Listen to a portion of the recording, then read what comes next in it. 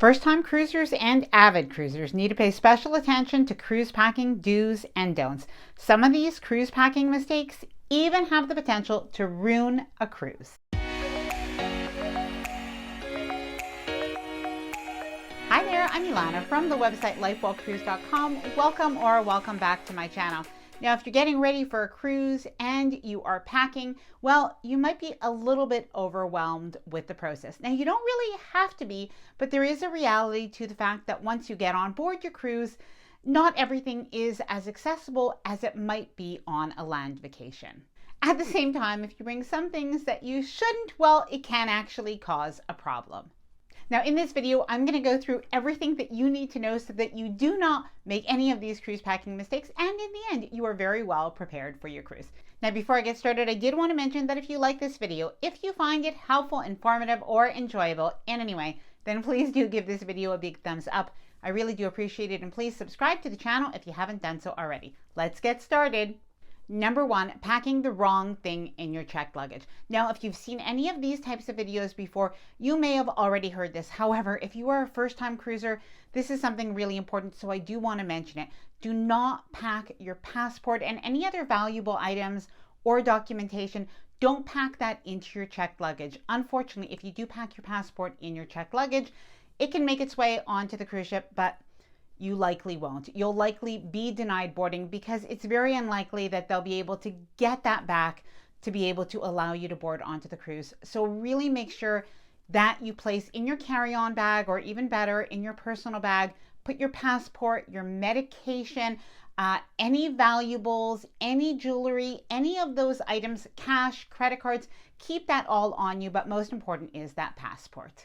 Number two, overpacking formal attire. Now, overpacking in general is obviously something to watch out for, but in particular, overpacking for a formal night, well, even though cruise lines have an official formal or elegant night, you do not have to go overboard, so to speak, for this. So for men, consider wearing the same pants and just changing up the shirt if you do have two formal nights during your cruise. And for ladies, instead of bringing an evening gown that takes up a lot of room, consider bringing a lighter dress, and even better, something that stays pretty much wrinkle-free. Number three, now this one is a really big mistake, especially on a cruise. It's forgetting to pack medication. And I'm actually talking about over-the-counter medication, because on most land vacations, you can just go to a Walgreens or somewhere and you can pick up cold medicine or Imodium, but these things aren't often being sold on cruise ships. And what you might have to do is actually go to the medical center if you do need any of these items. If that happens, not only will there be the cost involved in these items, but there are chances that you might even get quarantined to your cabin, especially if you do have an upset stomach. They may worry that it is norovirus, and in that case, you can be quarantined for 24 to 48 hours. So I do suggest that you bring some stomach ailment medication and cold medicine. Although, of course, if you are really sick and you suspect it is something to be concerned about, do go see the doctor. Number four, not packing for easy cabin organization. Years ago, when we went on a cruise, it would honestly take me probably about 45 minutes to unpack. Now, it takes me 5 to 10 minutes because we use packing cubes and other ways that we're able to organize our cabin so that packing is fast and easy, and so is packing up at the end of our cruise.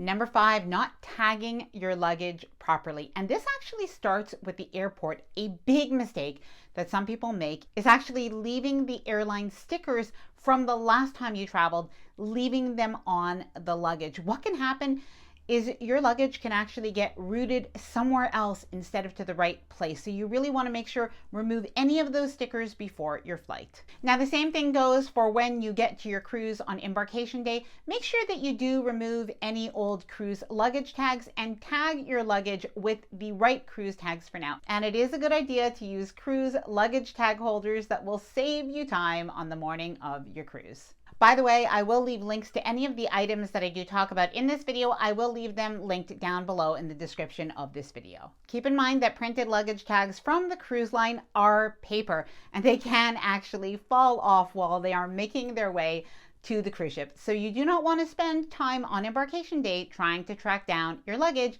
if that falls off.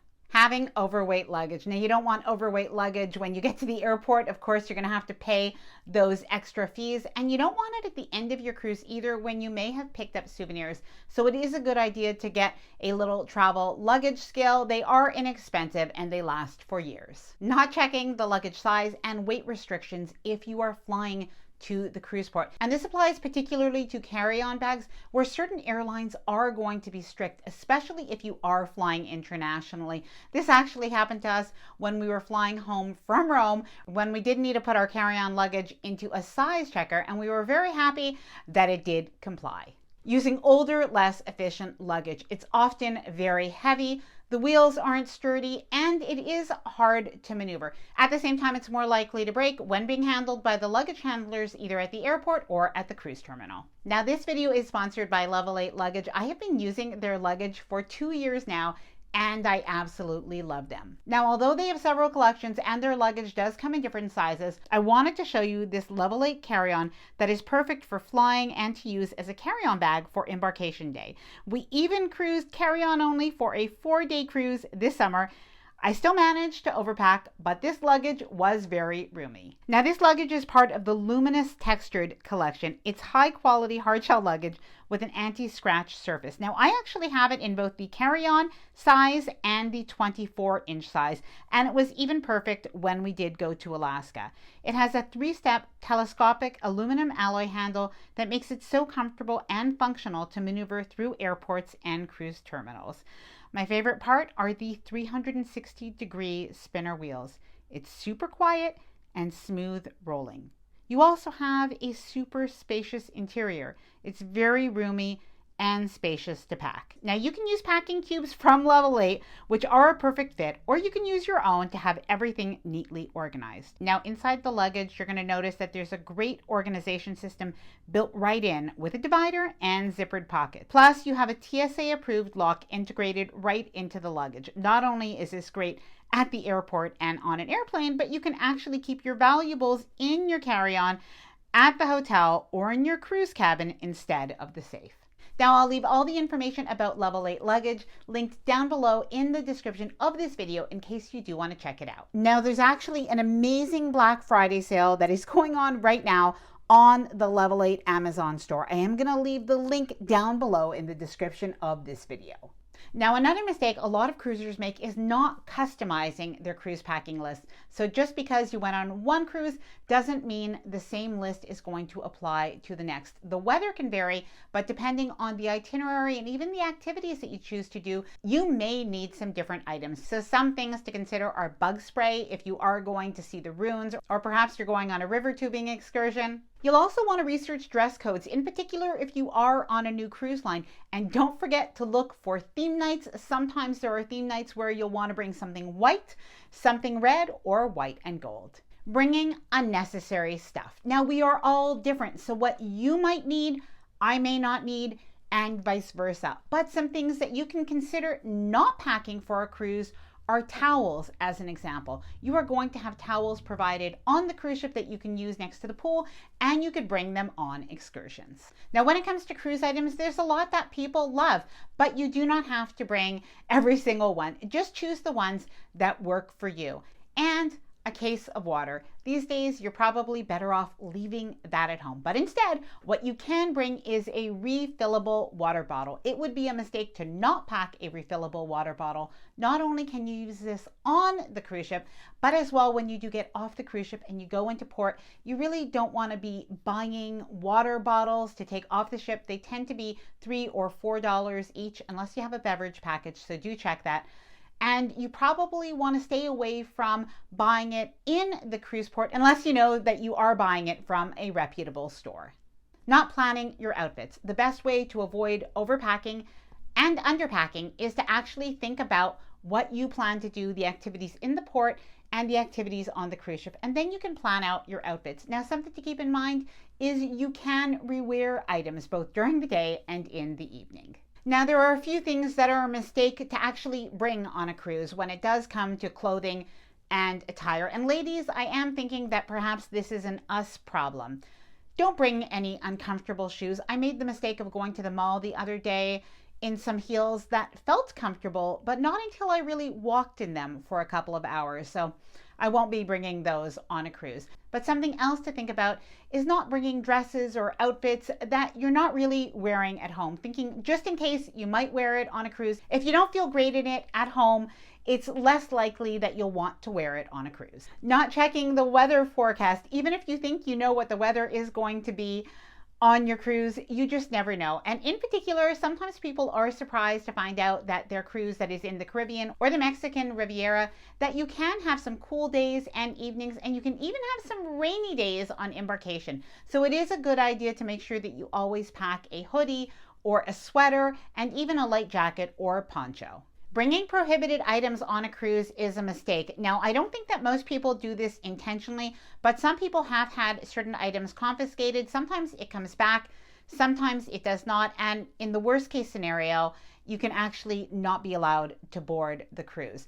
Now, something in particular I did want to mention is watch out for army knives. I've had quite a few readers and viewers who have told me that their army knives were confiscated, that they usually bring them everywhere they go. And keep in mind that you're not allowed to bring a knife on a cruise. Don't pack and wear items that you should not on a cruise. Now, I'm not talking about dress code etiquette. I'm actually talking about some local laws. Now, in particular, if you are going on a Caribbean cruise, watch out for camouflage. It is actually illegal to wear any camouflage in many Caribbean islands, and they do take it seriously. Money mistake. So one money mistake that you might be making when packing for a cruise is not bringing cash on your cruise. Even though cruises are technically a cashless environment, you still will want some cash for maybe your ports of call and maybe to give some tips in cash. Now, the other thing that you'll want to bring is a credit card. So even if you don't usually use a credit card and you prefer to use cash,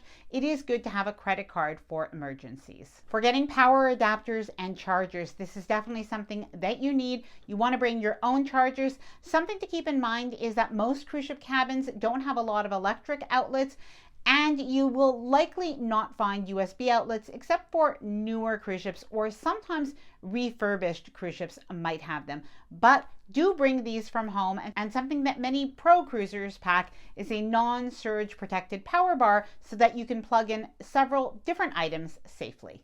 Now, by the way, surge protected power bars are not allowed on a cruise, so you do have to bring one that is cruise approved. I will leave a link down below in the description of this video. And something else to mention is you may need an extension cord if you use a CPAP, for instance. Before bringing one, just notify the cruise line about your CPAP and they will let you know if you should bring one or if they'll provide one in the cabin for you. Not bringing your own toiletries. Now, I am just keeping it real here, but many cruise lines just have very basic toiletries available. So if you like your own, bring travel sized or even bring full size toiletries if you like, especially if you are not flying. Now, something that you do want to watch out for, and it would be a mistake not to do, is watch out that you don't have any leaks in your suitcase. So when it comes to toiletries and liquids, make sure that they are packed in a Ziploc or in a leak-proof container.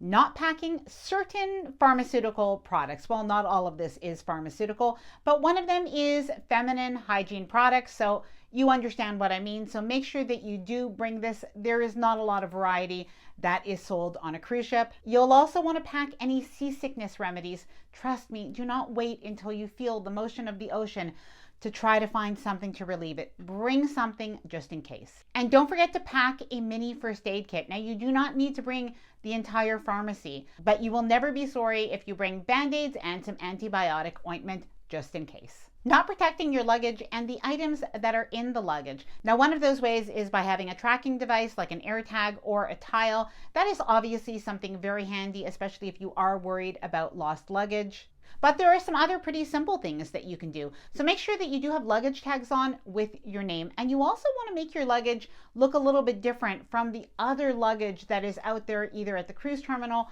or at the airport. You can put a little ribbon on, or again, you can have a really colorful luggage tag that will work as well. Now, a very simple tip, but this is very effective, is make sure that you do pack an outfit or two into your spouse's or your travel partner's luggage. So just do a little bit of a swap. This way, if one piece of luggage gets lost, at least you do still have a change of clothes in the other one. Now, this is actually a mistake that I've made recently. It is not packing a beach bag or a backpack or a tote bag to use for the pool or to use for excursions. So even if you are not on a Caribbean cruise or you're not on a beach type cruise, make sure that you do bring this. You might go to the spa, you might go to the pool, and you will need it.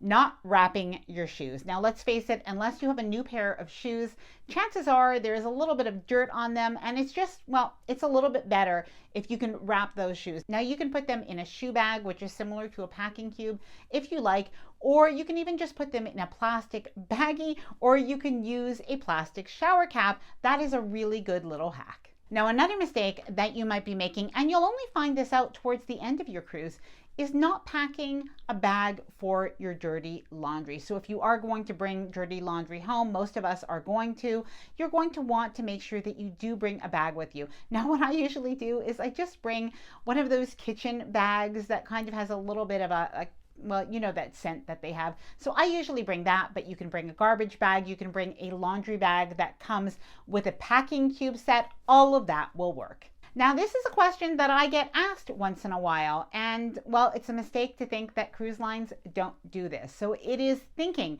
that cruise ships are not going to be screening your luggage. Yes, they are screening the luggage, and there are often sniffer dogs as well. Not packing a cruise embarkation day bag or a cruise carry-on bag. So you'll want to make sure that you have all the things that you're going to need for the first few hours that you do board the cruise ship. You do not want to be one of those people that is walking around in a pair of jeans and a t-shirt when it is super hot, and you could have been in shorts and a t-shirt or even in a bathing suit enjoying the pool. It will take a few hours for your luggage to arrive at your cabin, so bring everything that you need, and don't forget that will include your medication, things to freshen up, your electronics, and your valuables. Now, I am going to leave a link to Level 8 Luggage down below in the description of this video in case you are interested in checking them out. Thank you very much to Level 8 Luggage for sponsoring this video. Now, I'd love to hear from you. If you've been on a cruise, please let me know your own cruise packing mistakes. I know we're not perfect and we all have them.